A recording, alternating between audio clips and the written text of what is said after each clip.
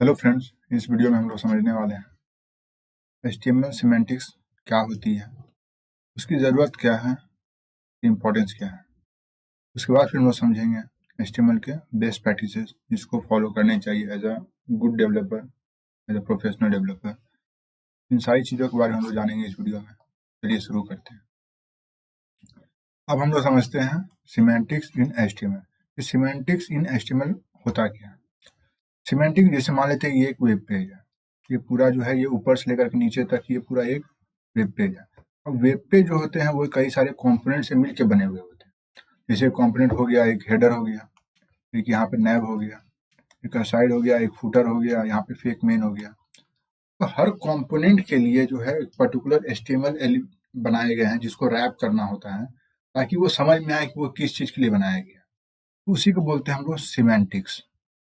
जैसे अगर जो टॉप है, जैसे टॉप अगर मतलब कि हेडर है, अगर टॉप है किसी भी वेबसाइट का तो उसको हम लोग हेडर एलिमेंट की वजह से उसको जो हम लोग रैप करेंगे, उसको डिफाइन करेंगे। जैसे हेडर में क्या आता है, हेडर में जैसे मान लेते हैं यहाँ पे कंपनी का लोगो आएगा, यहाँ सर्च बार आ सकती है जहाँ पे हम लोग सर्च करेंगे, यहाँ प्रोफाइल आइकन आ सकती है, अगर ई कॉमर्स है तो यहाँ पर कार्ट आ सकता है। ये सारी चीजें क्या है, वो हेडर का जो है हिस्सा होती है, तो बिल्कुल जो सबसे टॉप में होती है वेबसाइट की। उसको अगर हम लोग हेडर एलिमेंट से अगर उसको हम लोग रैप करेंगे तो ये क्या होगी, एक मीनिंग देगी। जिसको इसी को बोलते हैं सिमेंटिक्स। सिमेंटिक्स का मतलब होता है कि मीनिंग देना, एक स्ट्रक्चर को एक मीनिंग देना,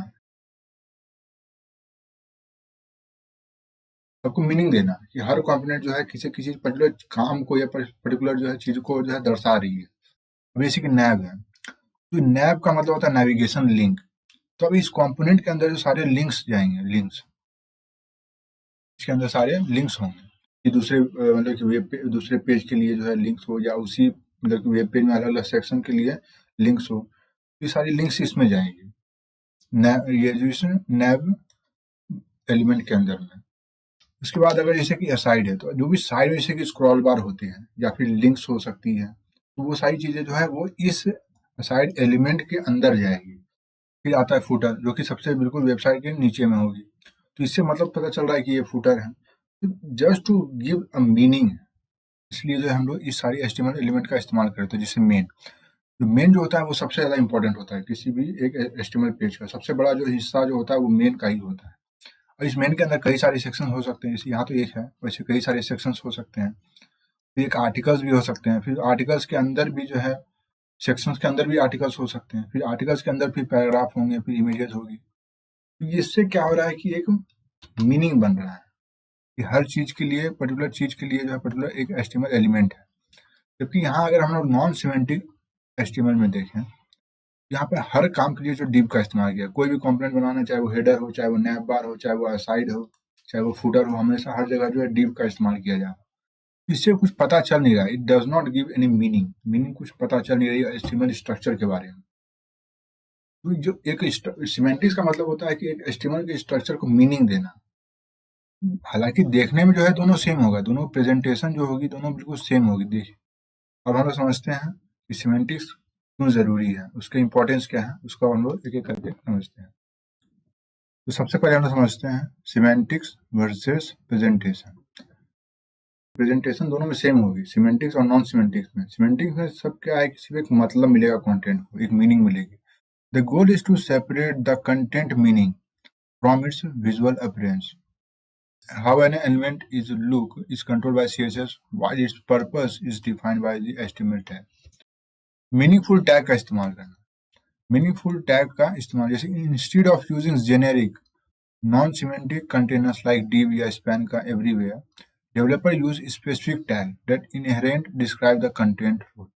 जैसे मान लेते हैं कि हेडर, तो हेडर के अंदर जो है अगर हम लोग हेडर से रिलेटेड अगर कंटेंट डाल रहे हैं तो उसको हेडर के अंदर उसको रैप करना है, तो वो ज्यादा बेहतर मीनिंग दे पाएगा, बजाय कि हम लोग डिव से रैप करें। अगर हमें लिंक को रैप करना है तो अब हम लोग जो है नैव एलिमेंट से रैप करें तो ज्यादा बेहतर मीनिंग निकाल के देगा वो लिंक्स है, बजाय कि डिव से अगर हम लोग नॉन सिमेंटिक हम लोग जो है HTML डिव से अगर हम लोग रैप करें। इसलिए जो हम लोग सिमेंटिक्स का इस्तेमाल कर रहे होते हैं। उसके बाद आती है एसेसिबिलिटी। एसेसिबिलिटी क्या होती है? एसेसिबिलिटी मतलब जैसे कई सारी असिस्टिव टेक्नोलॉजीज होती है, जैसे मान लेते हैं स्क्रीन रीडर होगी। तो स्क्रीन रीडर जो होता है rely heavily on semantic markup to interpret the page structure and hierarchy, making website more usable for people with disabilities. तो जैसे कि स्क्रीन रीडर हो गया, स्क्रीन अगर सीमेंटिक्स अगर रहेंगे वेबसाइट को, स्क्रीन रीडर को समझने में कि वेबसाइट का स्ट्रक्चर क्या है ज़्यादा आसान रहेगा, क्योंकि उसको रीड भी करना है, तो उसको स्ट्रक्चर समझना, उसको हायरार्की समझना ज़्यादा आसान रहेगा अगर हम लोग सीमेंटिक्स का इस्तेमाल करेंगे तो। उसके बाद आता है सर्च इंजन ऑप्टिमाइजेशन। तो सर्च इंजन जो होती है वो क्या होती है? सर्च इंजन जो होती है, जैसे हर वेबसाइट जो होती है रैंक कर रही होती है। जब हम लोग गूगल पर मान लीजिए सर्च कर रहे हैं तो रैंक कर रही होती है। उस रैंकिंग में जो होती है, अगर हम लोग का बेटर सीमेंटिक्स अगर हम लोग इस्तेमाल करेंगे तो वो हमें हायर रैंक करेगी। तो हमारी जो this will improve indexing and potentially lead to better search ranking. उसके बाद readability and maintenance. Semantic code is easier for other developers to read, understand, and maintain, which is crucial for collaborative and large-scale projects. अगर जैसे मान लेते हैं हम लोग code को लिखे हैं और हमें एक हफ्ते बाद या एक महीने बाद हम अपने कोड पे आए, तो हमको समझना ज़्यादा आसान रहेगा कि हम जो बनाए थे पहले कोड लिखे थे तो वो किस चीज़ के लिए लिखे थे, या बाकी अलग डेवलपर किसी को कोड देंगे रिव्यू करने के लिए या उसको मेंटेन करने के लिए, तो उसको भी समझने में ज़्यादा आसानी रहेगा अगर हम लोग सीमेंटिक्स का इस्तेमाल करके लिखेंगे तो। अब एग्जांपल्स क्या होते हैं, क्या-क्या सिमेंटिक एलिमेंट्स होते हैं? ज़्यादातर जो एचटीएमएल के एलिमेंट्स होते हैं वो सिमेंटिक्स ही होते हैं। बहुत ही कम जो होते हैं वो नॉन सिमेंटिक्स होते हैं। जैसे नॉन सिमेंटिक एलिमेंट्स क्या-क्या हो सकते हैं? जैसे हो सकते हैं डिव, स्पैन, बी टैग का इस्तेमाल करते बोल्ड के लिए, आई का इस्तेमाल करते हैं इटैलिक के लिए। ये सारी हो गई नॉन सिमेंटिक एलिमेंट। तो क्या मतलब कि डिव की या स्पैन की ज़रूरत ही नहीं है क्योंकि नॉन सिमेंटिक है? ऐसा नहीं है। डिव या स्पैन की ज़रूरत तब पड़ेगी, एक सेकंड, डिव स्पैन की ज़रूरत तब पड़ेगी जब हमारे पास जब सीमेंटिक एचटीएमएल एलिमेंट जो होंगे वो मौजूद नहीं होंगे वहाँ पर। जब सीमेंटिक एलिमेंट जब नहीं होंगे तब हम लोग जो है डिव की या स्पैन की ज़रूरत पड़ेगी। जैसे कई बार वेबसाइट जो होती है बहुत ज़्यादा डेप्थ में होती है, क्योंकि जो सीमेंटिक एलिमेंट जो ये सारे फर्स्ट लेवल पर ही, फर्स्ट लेयर पर ही इस्तेमाल हो रहे होते हैं। जैसे-जैसे वेबसाइट की हम लोग जो कोड करेंगे वो डीप जाती जाएगी, तब जो है ये सीमेंटिक एलिमेंट जो होते हैं कम इस्तेमाल होंगे, तब जो है ये नॉन सीमेंटिक ज़्यादा इस्तेमाल होंगे, डीप का इस्तेमाल बहुत ज़्यादा होगा। क्योंकि अंदर में रैप करना है किसी को, तो हम वहाँ पे नॉन सीमेंटिक का इस्तेमाल ज़्यादा होगा। तो इसलिए जो है नॉन सीमेंटिक की भी ज़रूरत है, लेकिन हमें जो है डिव स्पैन की भी ज़रूरत पड़ेगी हमें। बोल्ड की हमें और इटैलिक के लिए आई की इसकी ज़रूरत नहीं पड़ेगी, क्योंकि अगर हम लोग बोल्ड अगर है तो इसको हम लोग रिप्लेस कर सकते हैं स्ट्रॉन्ग से। स्ट्रॉन्ग जो है वो ज़्यादा बेहतर मीनिंग देता है, मोर सीमेंटिक है। अगर हम लोग जो है आई इटैलिक करना है किसी टेक्स्ट को, हम लोग जो है ईएम का इस्तेमाल कर सकते हैं, एम्फेसिस। ये दोनों जो है ये मोर सीमेंटिक है, सीमेंटिक। ये अंतर हो गया सीमेंटिक और नॉन सीमेंटिक एलिमेंट का। तो हम लोग इसको कोड करके भी देख लेते हैं। तो सबसे पहले वीएस कोड ओपन कर लेंगे और वहाँ पर एक index.html एक फाइल को बना देंगे। इसमें अब हम लोग कोड करते हैं index.html में। सबसे पहले हम लोग जो है हेडर एलिमेंट बनाते हैं, क्योंकि हेडर जो है सबसे टॉप में आएगा। इसके अंदर हम लोग h1 हेडिंग 1 हम लोग लिख देते हैं, वेलकम टू माय वेबसाइट। अब इसको हम लोग को है देखना है अपने सर्वर में, इस मतलब कि ब्राउजर में। तो नीचे गो लाइव पे हम लोग क्लिक करेंगे। ये गो लाइव आया कहाँ से? गो लाइव आया इस एक्सटेंशन से, ये लाइव सर्वर एक्सटेंशन से हमारा गो लाइव आया है। तो हमारा जो है वेलकम टू माय वेबसाइट हमारा जो है लोड हो गया। तो ये हो गया हेडर, क्योंकि डिफाइन करा ये हेडर है। इसके अंदर कई सारे हम लोग लोगो, अभी तो हम लोग इमेज लोगो नहीं डाल सकते हैं, लेकिन एक बताने के लिए अब हम लोग जो है नीचे आते हैं नैव का इस्तेमाल हम लोग बाद में करेंगे, पहले हम लोग करते हैं मेन का इस्तेमाल। मेन जो है सारी जितनी भी चीज़ होंगी इस वेबसाइट से रिलेटेड, ज़्यादातर जो चीज़ें होंगी इस मेन के अंदर में ही जाएंगी। उसके बाद हम लोग कर लेते हैं फूटर के अंदर हम लोग कर देते हैं एक पैराग्राफ टाइप बना देते हैं। इसको हम लोग लिख देते हैं कॉपी राइट 25 और राइट रिजर्व। ये हो गई हमारी फुटर। हम लोग इस्तेमाल करते हैं मेन के अंदर हम लोग कई सारे हम लोग जो है सेक्शंस बनाते हैं, क्योंकि ज़्यादातर वेबसाइट में जो है मेन के अंदर कई सारे सेक्शंस होते हैं। हम लोग सेक्शन बना देते हैं, सेक्शन हम लोग का HTML एलिमेंट। अब इस सेक्शन को हम लोग ID दे देते हैं। ID इसलिए क्योंकि हमें ये बाद में जरूरत पड़ेगी, तो इसको हम लोग ID दे देते हैं सेक्शन 1। अभी जो ID है ये है ग्लोबल एट्रीब्यूट्स। ग्लोबल एट्रीब्यूट्स का मतलब कि किसी भी HTML एलिमेंट में इसको इस्तेमाल किया जा सकता है ID। हम लोग सेक्शन 1 बना लेते हैं। अब सेक्शन 1 के अंदर जो है हम लोग एक पैराग्राफ हम लोग जो है इसमें अंदर ऐड कर देते हैं। अब पैराग्राफ के लिए हम लोग जो है लोरम इप्सम का इस्तेमाल करेंगे, क्योंकि एक डमी पैराग्राफ देता है यहाँ पे। इसका लिंक भी आपको जो है डिस्क्रिप्शन में मिल जाएगा। ये जो है डमी टेक्स्ट हमें देता है, डमी पैराग्राफ। इसको हम लोग पैराग्राफ हम लोग यहाँ पर इस्तेमाल करेंगे। हाँ, एक हमारा जो है नॉर्मल एक हमारी वेबसाइट जैसी थोड़ी थोड़ी दिखने लगेगी भाई। नीचे हम लोग जो है ये हमारा सेक्शन हो गया। एक सेक्शन का अपना कुछ पैराग्राफ होगा, हम लोग यहाँ बनाते हैं आर्टिकल हो सकती है। अब इस आर्टिकल के अंदर इमेज डाल सकते हैं, इमेज। अब इमेज का सोर्स हमें चाहिए फोटो के लिए हम लोग यहाँ पर आ जाएंगे लोरम पिक्सम पे। लिंक भी आपको मिल जाएगा डिस्क्रिप्शन में। तो यहाँ पर हम लोग किसी भी इमेज को जो है हम लोग सेलेक्ट कर लेते हैं। सेलेक्ट करने के बाद जो है हम लोग यहाँ पर इसके URL को कॉपी कर लेते हैं। यहाँ पर इस इमेज सोर्स में हम लोग इसे पेस्ट कर देंगे। पेस्ट करेंगे तो हमारी जो इमेज जो है वो लोड हो जाएगी, क्योंकि वो काफ़ी बड़ी इमेज है। उससे पहले हम यहाँ पे एक विड्थ दे देते हैं। विड्थ हमारी दे देते हैं 300, हाइट 300 हो गई। अब इसको जो हम लोग alt दे देते हैं, alt भी देना जरूरी है।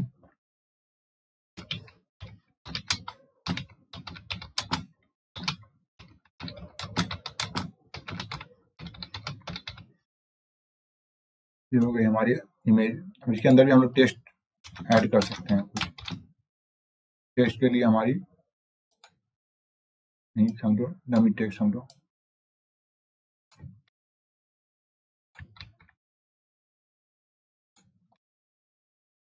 तो ये हमारा जो है एक आर्टिकल बन गया। ये सेक्शन 1 हो गया।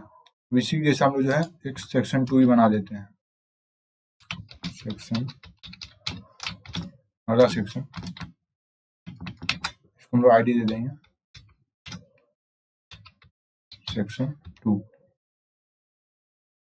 इसके अंदर कुछ पैराग्राफ आएंगे, हम लोग सेम पैराग्राफ को इस्तेमाल कर लेते हैं, क्योंकि ये सारे डमी पैराग्राफ हैं।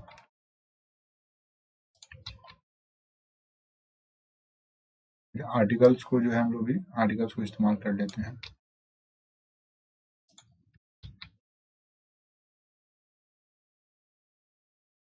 इमेज को चेंज कर देते हैं थोड़ा।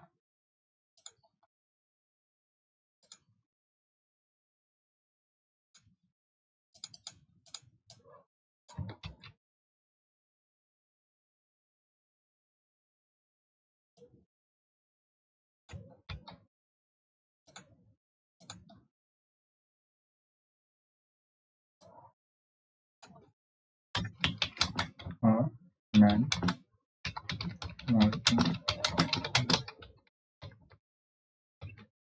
ये हमारी बन गई सेकेंड पैराग्राफ। क्योंकि इसके अंदर बीच में जो है पता चल नहीं रहा है कि जो है सेकंड सेक्शन 1 कब है, सेक्शन 2 कब है। इसका हम लोग यहाँ पे HR हॉरिजॉन्टल रूल एलिमेंट का हम लोग इस्तेमाल कर सकते हैं। इसे दोनों के बीच में डिफ्रेंशिएट एक पैदा करें, डिफ्रेंशिएशन लगे एक सेक्शन 1 और सेक्शन 2 के बीच में। उसी तरह से हम लोग जो है मेन और फुटर के बीच में हम लोग कर सकते हैं, ताकि ये अंतर पता चले। और हेडर अब हम लोग यहाँ पे एक नैव एलिमेंट का इस्तेमाल करेंगे। इसके अंदर सारी हमारी लिंक्स जाएगी। लिंक्स क्या होगी, यहाँ तो हम लोग दूसरा पेज बनाए नहीं, तो लिंक्स हमारी यही सारी सेक्शंस होंगी। हम लोग अपने ही एक ही पेज पर हम लोग अलग अलग सेक्शन पर भी हम डायरेक्ट हम लोग लिंक की वजह से जा सकते हैं। हम लोग जो है एंकर टैग का इस्तेमाल करेंगे लिंक बनाने के लिए। तो सबसे पहले हम लोग यहाँ पे एक अनऑर्डर लिस्ट बना लेते हैं, li। अब यहाँ पे हमें एंकर टैग चाहिए होगा। एंकर टैग के अंदर हम यहाँ पे लिख देते हैं सेक्शन 1। अब यहाँ पे हम लोग लिंक क्या देंगे href में हम लोग देंगे हैशटैग सेक्शन 1। अब ये हैशटैग सेक्शन 1 का क्या मतलब होता है? हैशटैग आया इस आईडी से, अगर आईडी होगी तो यहाँ पर हम लोग आईडी इस्तेमाल करते हैं, और आईडी जो होती है वहाँ पे हैशटैग हो जाती है, हैशटैग मतलब उसको रिप्रेजेंट कर रहे होते हैं। और ये सेक्शन 1 जो है, जो यहाँ पे टेक्स्ट है, वो टेक्स्ट यहाँ पर आएगा same to same with hashtag. तब ये क्या होगी, ये एक लिंक बन गई। यहाँ पे देख सकते हैं, यहाँ पे एक लिंक बन गई। इसको जैसे हम प्रेस करेंगे तो ये जो है सेक्शन 1 पे जो है डायरेक्ट ये जो है नेविगेट कर जा रही है उसी पेज में। उसी पेज में भी जो है, क्योंकि ये तो यहाँ तो छोटी मतलब कि जो है वेबसाइट है, लेकिन बड़ी बड़ी वेबसाइट होती है जिसमें कई सारे सेक्शंस होते हैं, तो एक सेक्शन से दूसरे सेक्शन में बार बार स्क्रॉल करने की जरूरत नहीं है। ऊपर में लिंक रहेगा तो डायरेक्ट क्लिक करेंगे, डायरेक्ट उस सेक्शन पे हम लोग पहुंच सकते हैं। उसके हम लोग और भी कई सारे हम लोग बना सकते हैं। सेक्शन 1 हुआ, सेक्शन 2 बना सकते हैं हम लोग। यहाँ पर हम लोग सेक्शन 2 बना देंगे। फिर यहाँ पे एक कर सकते हैं हम लोग फूटर में डायरेक्ट हम लोग फूटर में जाने के लिए इसके फिर यहाँ पे आईडी हमें चेंज करनी होगी, हैशटैग यहाँ पे करना होगा फूटर। फिर हम लोग देखिए, हमें यहाँ पे तो आईडी दिया नहीं, तो हमें पहले आईडी देनी पड़ेगी। यहाँ फूटर है तो यहाँ पर हमें देनी पड़ेगी आईडी फूटर। अब यहाँ पर हमारे जो है कई सारे लिंक बन गए हैं, सेक्शन 1, सेक्शन 2, फूटर। अब हम फूटर पर जैसे क्लिक करेंगे सीधा एक बार फूटर पे जो है ये आ जाएगी। लेकिन फिर हमें ऊपर जाना है, तो फिर हमें जो ऊपर आने फिर स्क्रॉल करना पड़ेगा। तो हम फूटर पे भी एक लिंक देख सकते हैं जो कि हमें डायरेक्ट हमें जो है ऊपर मूव करा दे, डायरेक्ट हमें जो है एक बार स्क्रॉल होकर के ऊपर चली जाए। उसके लिए हम लोग हेडर पे भी हम लोग एक आईडी दे देते हैं, आईडी हेडर। अब क्या करेंगे, हम लोग फूटर पे अब हम लोग एक लिंक बनाएंगे, क्योंकि हम लोग सीधे हम लोग क्लिक करते ही एक बार स्क्रॉल हो जाएगी ऊपर में। यहाँ पे एक एंकर टैग बना लेते हैं, लिखते हैं बैक टू टॉप। यहाँ पे href में हम लोग करेंगे हैशटैग हेडर। जैसे ही हम लोगों ने हेडर किया, हम लोग जैसे हम लोग एंकर टैग यहाँ पे बनाए, हमारा जो है बैक टू टॉप हमारा यहाँ पे आ गया है लिंक। अब इसको जैसे हम लोग बैक टू टॉप हम लोग क्लिक करेंगे, सीधा ऊपर चढ़ एक बार जो है हमारी जो है स्क्रॉल हो गई एक ही बार।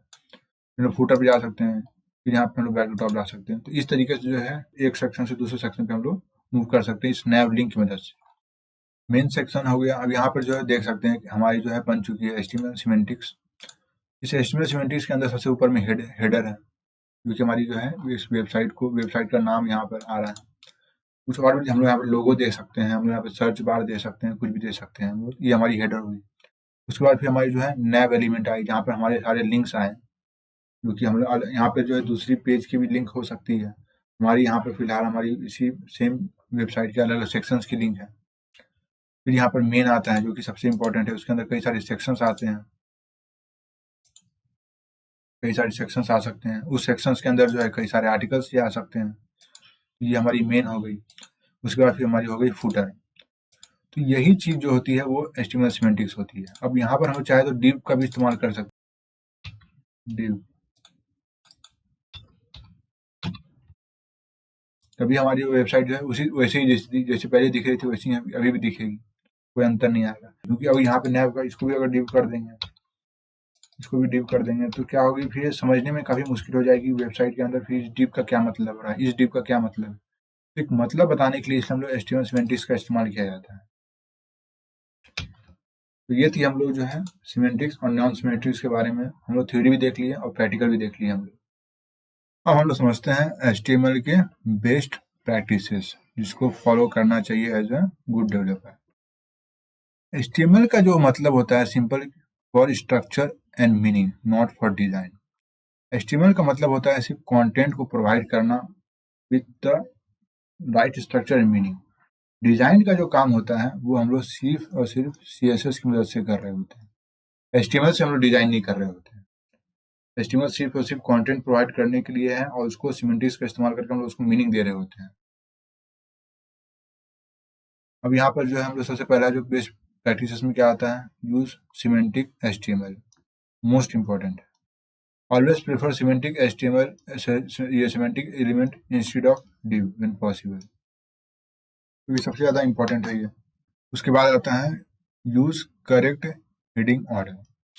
जैसे यहाँ पर जो है H1 हम लोगों ने इस्तेमाल किया, फिर H4, फिर H2। ये गलत है क्योंकि सबसे पहले सबसे बड़ा H1 होता है, फिर H2 आता है, फिर H3, फिर H4, फिर H5, फिर H6।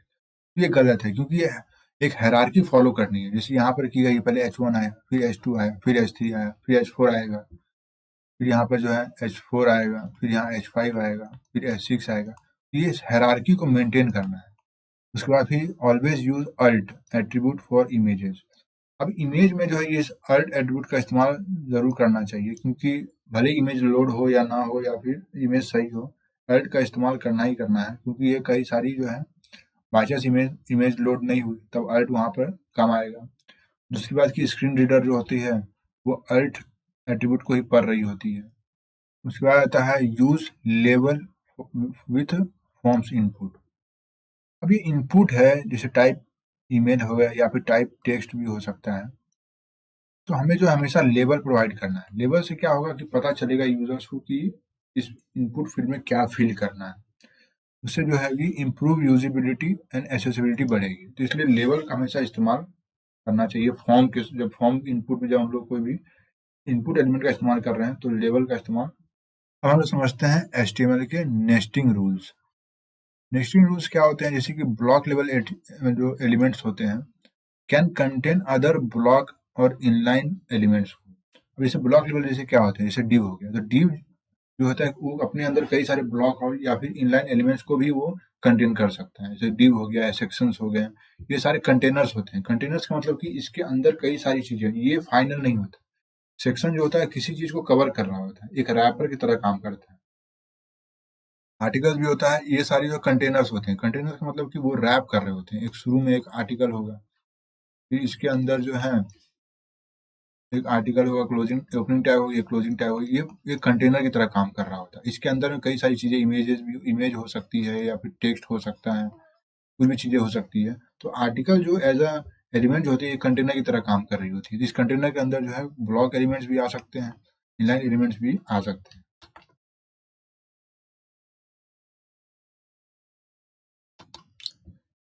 जबकि इनलाइन एलिमेंट्स जो होते हैं कैन ओनली कंटेन जो है इनलाइन एलिमेंट्स। इनलाइन एलिमेंट जो है सिर्फ इनलाइन एलिमेंट्स को ही जो है कंटेन कर सकते हैं। लेकिन इसमें कुछ जो है कुछ स्पेशल रूल्स आते हैं। अब जो है कुछ स्पेशल रूल्स आते हैं फॉर कॉमन टैग। जैसे पैराग्राफ, जो पैराग्राफ एलिमेंट है, ये हालांकि ये ब्लॉक लेवल एलिमेंट है, लेकिन इसके अंदर हम लोग कुछ इस्तेमाल, एक दूसरा ब्लॉक लेवल एलिमेंट इस्तेमाल नहीं कर सकते हैं। पैराग्राफ जो एलिमेंट होती है ये फाइनल होती है। फाइनल का मतलब कि जैसे कि हम लोग इनलाइन एलिमेंट्स इस्तेमाल कर सकते हैं, जैसे स्ट्रॉन्ग जो है वो एक इनलाइन एलिमेंट है, वो स्ट्रॉन्ग इस्तेमाल कर सकते हैं बोल्ड करने के लिए। पी टैग के अंदर हम लोग जो है कुछ दूसरा हम लोग जो ब्लॉक लेवल इस्तेमाल नहीं कर सकते हैं, क्योंकि जो पी टैग जो होती है वो फाइनल टेक्स्ट के लिए होती है। यहाँ पर सिर्फ और सिर्फ टेक्स्ट आएगी और फिर हम लोग उसको रैप कर देंगे। उसी तरह से बटन, अब बटन के अंदर भी जो है डिव या किसी दूसरी जो है नहीं आ सकती है, दिस इज रॉन्ग।